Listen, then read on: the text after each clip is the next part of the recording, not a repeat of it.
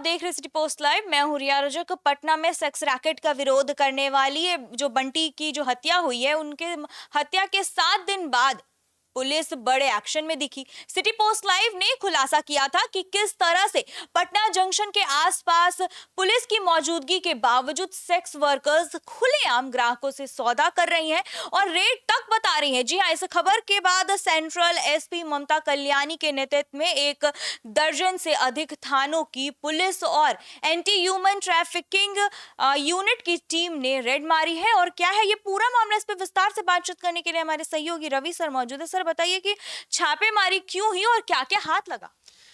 देखिए, 6 जुलाई को पटना जंक्शन इलाके में सेक्स रैकेट का विरोध करने वाले बंटी का कथित तौर पर अपहरण कर लिया गया था और ये खबर काफ़ी सुर्खियों में भी थी। 5 दिन बाद 11 जुलाई को पटना जंक्शन से करीब 60 किलोमीटर दूर अथमल गोला में उसका शव भी बरामद हुआ। अब परिजनों का आरोप है कि सेक्स रैकेट का विरोध करने की वजह से गैंग से जुड़े बदमाशों ने उसकी हत्या कर दी। पहले तो अपहरण किया, फिर ले जाकर हत्या कर दी। इसी सिलसिले में की गई छापेमारी के दौरान डाक बंगला चौराहा स्थित लोक नायक जयप्रकाश भवन समेत कई जगहों पर तलाशी ली गई। अब कार्रवाई के दौरान गांधी मैदान स्थित दुल्हे राजा पार्लर से एक पुरुष और एक महिला को हिरासत में लिया गया है। देखिए, सबसे बड़ा सवाल है कि जिस तरीके से बंटी इस तरह के धंधे का विरोध कर रहा था, जिन लोगों का विरोध कर रहा था उनके निशाने पर आ गया था। इसकी शिकायत पहले पुलिस को हुई थी, तो पुलिस को पहले तत्पर होना चाहिए था, पुलिस को पहले कार्रवाई करनी चाहिए थी।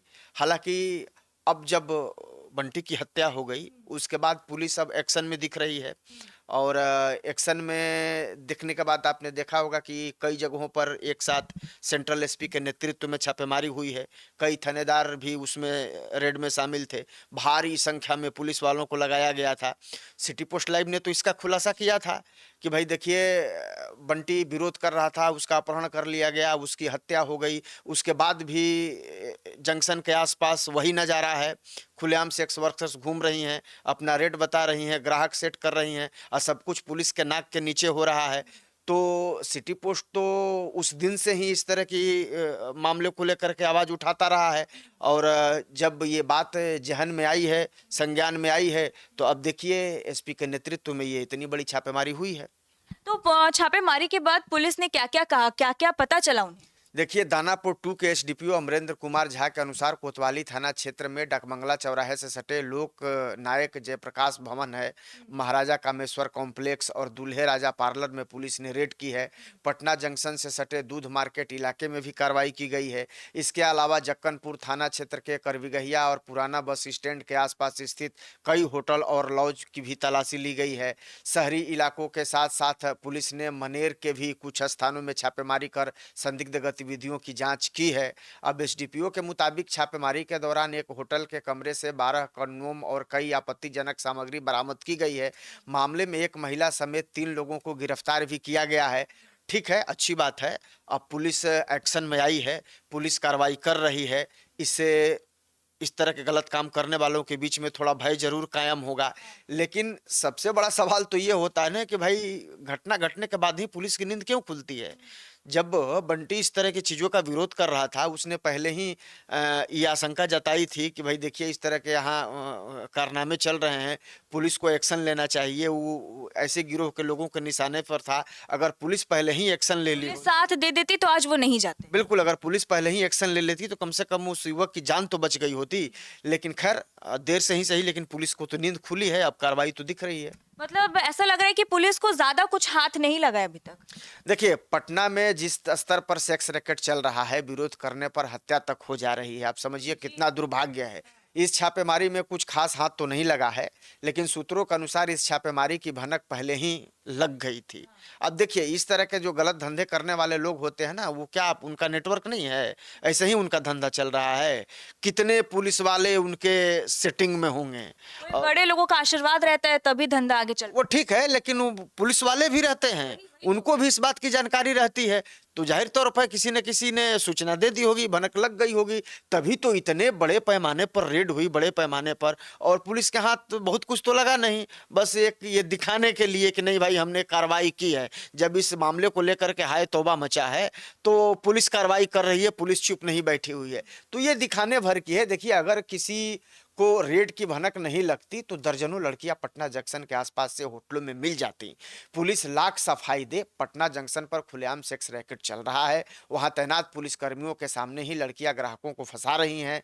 लड़कियों ने खुद खुलासा किया है कि पुलिस के सहयोग से ही उनका ये धंधा चल रहा है। तो अब जब पुलिस की इस पूरे मामले में भद पीट रही है तो पुलिस अब इस तरह के कार्रवाई का दिखावा एक तरीके से आप कह सकती हैं कि कर रही है। क्योंकि आप बताइए, ये दावा किया जा रहा है कि लगभग 50 जगहों पर रेड किया गया और आपके हाथ क्या लगा? कुछ नहीं लगा। और जबकि शाम के वक्त चले जाइए स्टेशन के आप करबिघाइया साइड या पटना जंक्शन टाइप, तो आपको खुलेआम दिख जाएगा। और उसकी तो छोड़िए, जाने की जहमत हटाइए, आप सोशल मीडिया उठा करके देखिए, बहुत सारे यूट्यूबर बंटी की हत्या के बाद तो लगातार इस खबर को हम प्रमुखता से दिखा रहे हैं और हम पुलिस पर सवाल भी उठा रहे हैं और उठाएंगे भी, क्योंकि यहाँ पुलिस से चूक हुई है। लेकिन आप सोशल मीडिया पर देखिए ना, हजारों ऐसे यूट्यूबर हैं जो जाकर के पटना जंक्शन पर वीडियो बना रहे हैं और बता रहे हैं कि देखिए भाई, बंटी की हत्या के बाद भी यहाँ बाजार लग रहा है, यहाँ मजमा लग रहा है, खुलेआम सेक्स वर्कर घूम रही हैं, ग्राहकों को सेट कर रही हैं और पुलिस को पता नहीं चल रहा है। पुलिस के नाक के नीचे ये सब कुछ हो रहा है, पुलिस को कोई जानकारी नहीं है। तो ये सिर्फ कहने की बात है। अब जब पूरे मामले में हो हल्ला हो रहा है तो अब पुलिस इस पर कहीं ना कहीं एक लिपापोती करने की कोशिश कर रही है, दिखावा करने की कोशिश कर रही है।